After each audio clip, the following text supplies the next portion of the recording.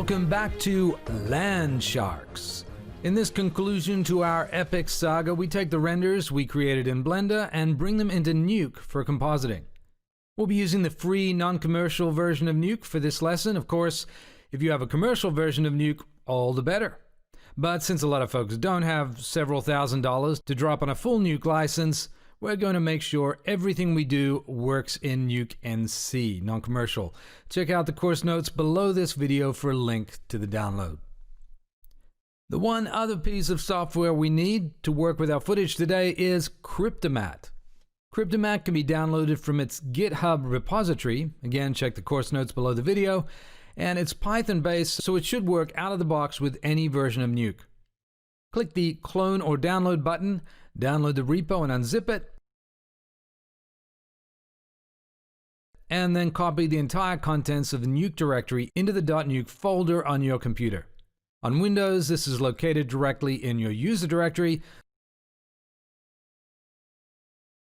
On the Mac, from the Finder, press Command-Shift-G, then type ~.nuke to jump to the hidden directory. Again, drag the contents of the Cryptomat Nuke folder into the .nuke folder. That's the contents, not the folder itself. With that done, we head into Nuke. If you're new to Nuke, check out our guide on Moviola.com. Click in the node graph area and press R for Read. Navigate to the undistorted version of the background footage that Meshroom exported. Don't use your original footage or things probably won't line up quite right.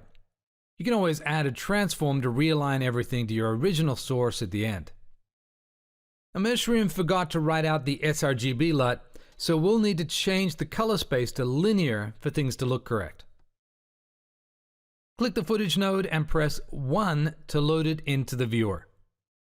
Now click in the node view and press Tab to bring up the tool picker and type Camera, then select a Camera 3D node. In Properties, click over to the File tab, enable Read from File, and locate the alembic export of the camera we did as a final step in Blender in the first part of Land Sharks. Click Yes to apply the alembic animation data to the camera. Alright, click in the viewer and press the Tab key to switch over to the 3D view in Nuke. If you zoom out, and that's using the scroll wheel, you'll see the camera. Scrub through the timeline to confirm that the animation came in correctly. By the way, to change the mouse and keyboard shortcuts for 3D navigation, choose Edit, Preferences, and then select the Viewer Handles section. If you've adopted the Maya navigation style we recommend in the Blender Survival Guide, choose that here. Otherwise, choose the navigation style you're used to from another 3D app. Now, we're going to project the footage onto an unbroken piece of ground to capture the road texture from our original footage. Select the source footage node, press Tab again, type PRO, and then select a Project 3D node. Hook its other connection into the camera, which will act as the projector. Now we just need some ground to project onto. Remember that unbroken ground object we used briefly for ground exposed underneath the broken road? Well, this is really what we designed it for. Click in the empty space of the node graph, press Tab, and search for a Read Geo node, then select it. Now connect it to the output of the Project 3D. Navigate to the simulation content you downloaded from Moviola.com and select the unbroken ground alembic object. Voila! The scene footage is now projected onto our ground plane. Move to different frames on the timeline and you'll see that the cracks consistently line up in the same location, regardless of the time. Why? Because the virtual camera is moving with the footage and projecting new frames from a different vantage point. Our unbroken Earth object matches the position of the road that was filmed, and so the position of features like cracks remain consistent. If you correctly tracked your footage in Meshroom and aligned it in Blender, you should be getting the same results. Okay, so what we really want to do here is capture the texture onto our unbroken ground and then apply it to the broken pieces in our simulation ground, even as they're scattered about the scene. We can do this because the UV positions of the unbroken ground match up with the UV map positions of the broken ground. So we're going to render the texture onto a UV map and then apply that back to the broken ground simulation geometry. Now, unfortunately, I don't have time to dive into UV texture map theory here, so just innocently play along for now and stay tuned for a rundown of UV texture mapping and how it works in a future video on Moviola.com. With the geo selected, press Tab and search for a scanline renderer node. Connect our scene camera to the camera input, and then change the renderer's projection mode to UV. If you click in the viewer and press Tab to return to the standard 2D view, make sure the scanline render node is connected to the viewer. If not, select it and press 1 to load it. You'll see that the road texture has been unwrapped onto a master UV texture map. Middle mouse, click and drag to pan, scroll to zoom, and press the H key to frame all. Scrubbing through the timeline though, you'll notice that the texture drifts a little, something that was harder to see when we were looking at the projection in the 3D view. This is because Nuke is actually projecting on both the top and bottom layer of our road geometry. It's an easy fix. Double-click the Project 3D node to access its properties and change the Project On option to Front. Now, apart from a little lens distortion artifacting, the road texture stays locked in place across time. Let's stop and tidy up a little. I'll select the node so far, press Tab, and search for and add a backdrop node.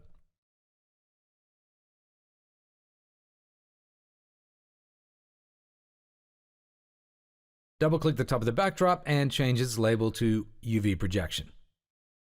Now, UV textures are typically created as squares, and the higher the resolution, the more pixel detail you capture. For a shot like this, I'd typically use a pixel resolution of 8192 by 8192 or higher to capture all the road detail. But for simplicity and speed here, I'm going to use a 4K texture instead. Let's add a constant node to set up the render resolution. Now, there is no built-in 4K square type in Nuke, so I'll click New and create my own, setting the width and height in pixels to 4096.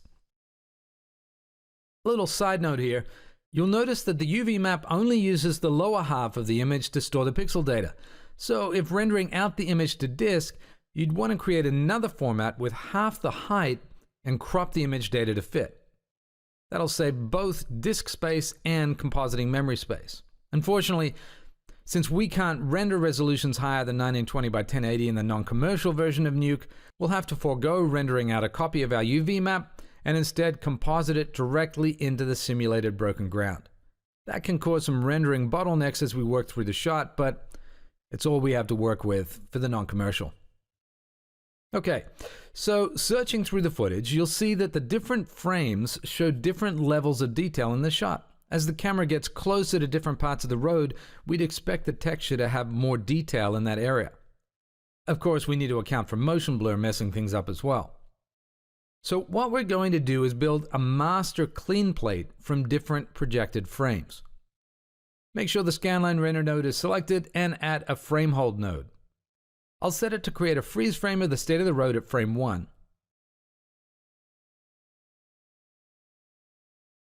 In fact, I'll copy and paste that to make frame holds of frames 1, 50,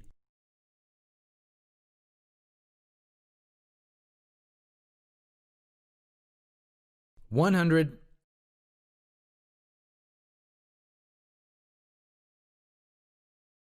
150, and 200.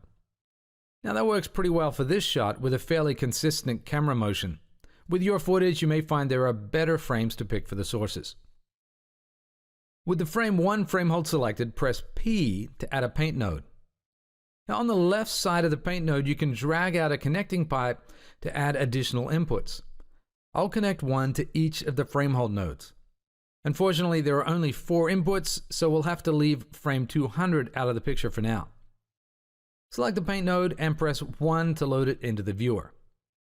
Click and hold the Clone Brush button to the left of the viewer to select the Reveal Brush mode. Hold down Shift and click and drag to resize the brush. Now you can brush in the viewer to fill in the blank area with the freeze frame connected to the BG1 input. In my case, that's the freeze frame of frame 50. And once that's done, change the reveal input to BG2 and paint again. And repeat for BG3.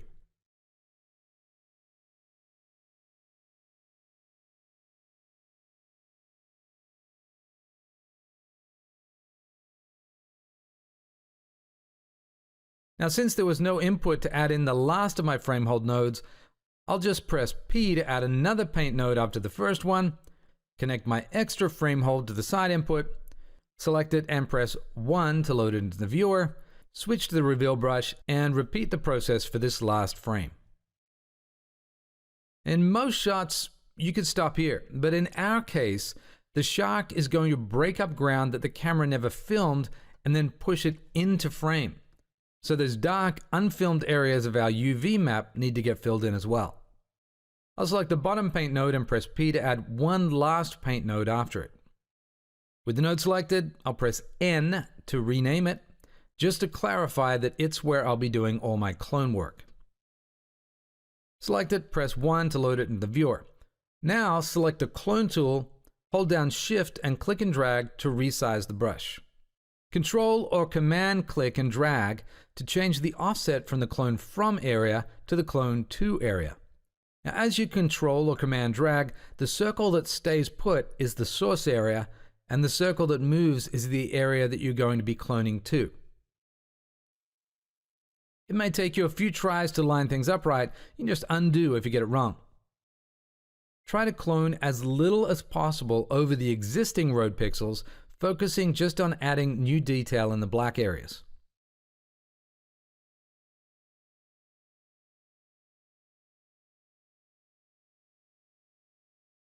When I'm done, you'll see that if I move to another frame, all my hard work disappears. That's because by default, Nuke paints each stroke on a single frame. Now I could go into the paint properties and change that, but it's easier just to add a frame hold node after the paint and set it to the frame where you did the paint work. In my case, that's frame 189. Time to tidy up again. I'll select the render node, press Tab and search for a dot. The dot does nothing meaningful. It just groups all the connections to the render node down to one point. I can then drag select through the dot and the other nodes connected to it, press Tab and search for a backdrop again. And again, I'll double click to select the backdrop and change its label. Right, let's hook up the cracked earth simulation. Click in the empty space of the node graph, press Tab, and search for a read geo node, and then search for the cracked earth alembic file. Just choose Create All-in-One Node to import it. Connect its input to the rendered UV output of our clean plate.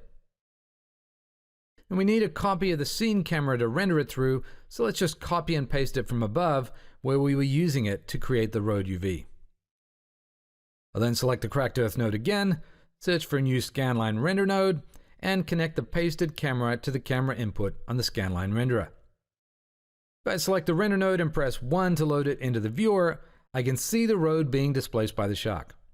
With the mouse over the viewer, press H to frame the image. Looking at a couple of frames here, you can see that the road is being cracked up, but it does not look very good. That's because all we're getting is the road texture, not any of the shading detail. At the end of the day, we also need to anti-alias the render and add motion blur. But as you can see, that adds a whole lot of rendering time, so best to leave that until it's time for the final render. Now Nuke does have a new, faster ray tracing render node, but with this particular shot, it was producing artifacts, so we're going to have to stick with the tried and true scanline render node instead. There is one last property we need to change that affects the render. By default, the render node renders out at the project resolution, and the default resolution is wrong for our shot. So click in the node view and press S to access the project settings. I need to change it to HD 1080 since that's the resolution of my source footage. Alright, it's finally time to add in our renders from Blender. Click in the node graph and press R for read to load in the EXR image sequence you rendered out of Blender. Select it and press 1 to load it into the viewer. It'll come in looking completely black. That's because Blender labeled the Beauty Pass color channels with names Nuke doesn't recognize. We can fix that by adding a shuffle node and shuffling the correct color Beauty Pass channels, labeled View Layer Combined by Blender, and put them into Nuke's regular RGB channels. Now it's time to put the mysterious Cryptomat to work.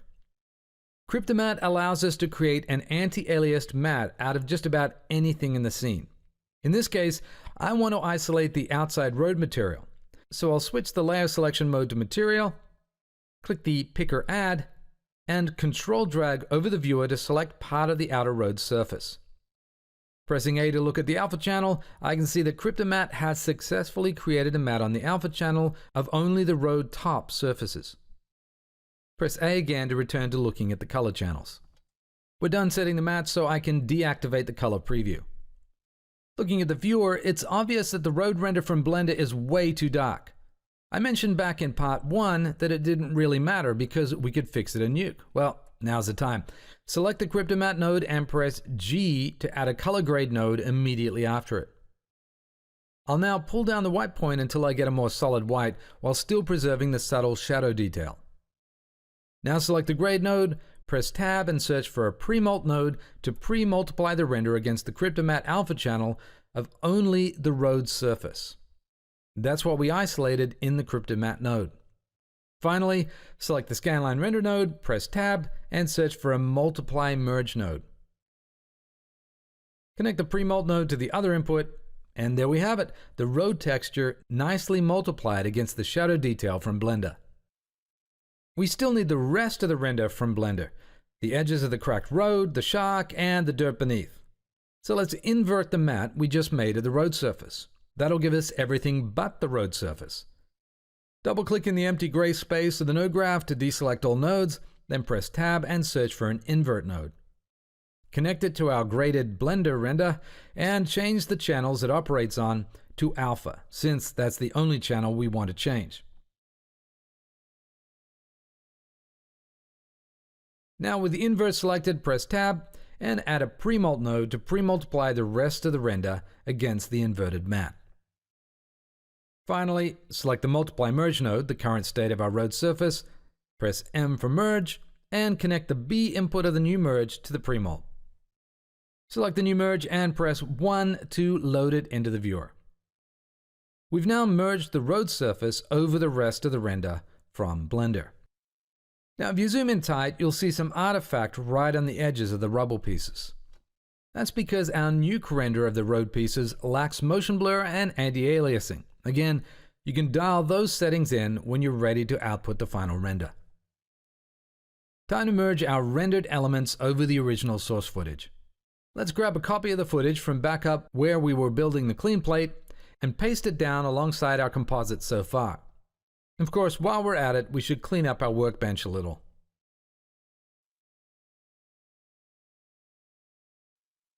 Now, if we were simply to merge the render over the source footage, we'll see nothing. That's because the current composites alpha channel doesn't contain any useful compositing information. Let's start by drawing a shape to cut out the part of the road we need. Double-click in the gray space to deselect all nodes, then press P to add a rotopaint node. Click the Bezier spline tool, and then click and drag to create a shape around the portion of the render you want to composite. Click back on the first point to close the shape. You can then control drag the points on the shape to create a soft edge that will gracefully blend our CG into the source footage.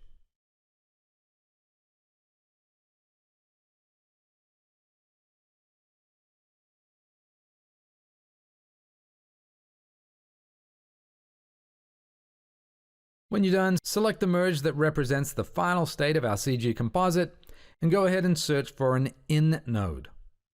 Connect the rotopaint node to the second input, and now the CG render is put inside the rotor shape. Okay, so this kind of works, but it leaves some nasty white at the back. We could go in and carefully rotoscope the edges of the debris that overlap the background, but there's a better way. If we head back and look at our image from Blender, it doesn't have an alpha channel that's any help, but what it does have is, you guessed it, Cryptomat.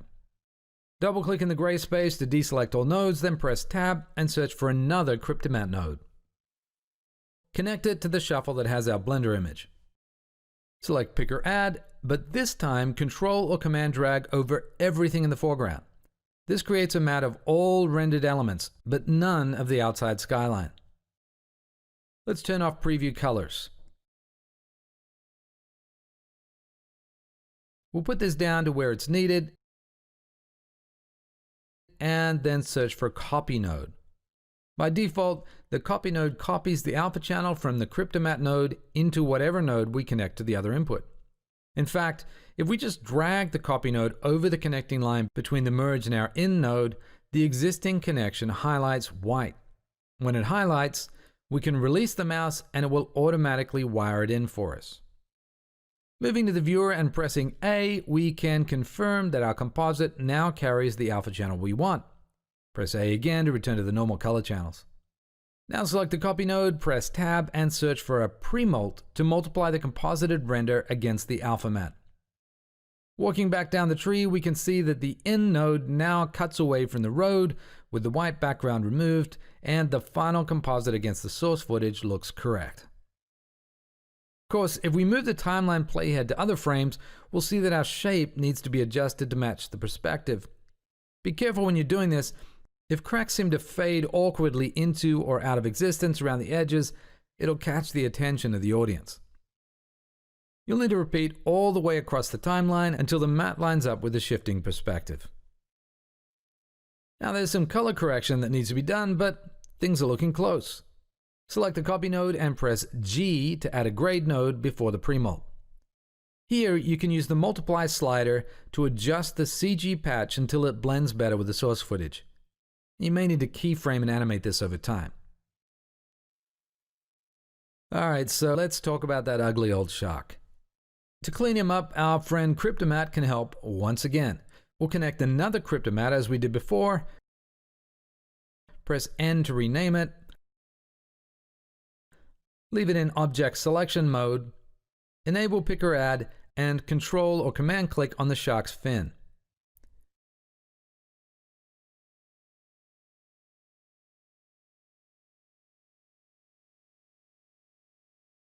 Now add a new grade node right after the last one. Let's rename that as well.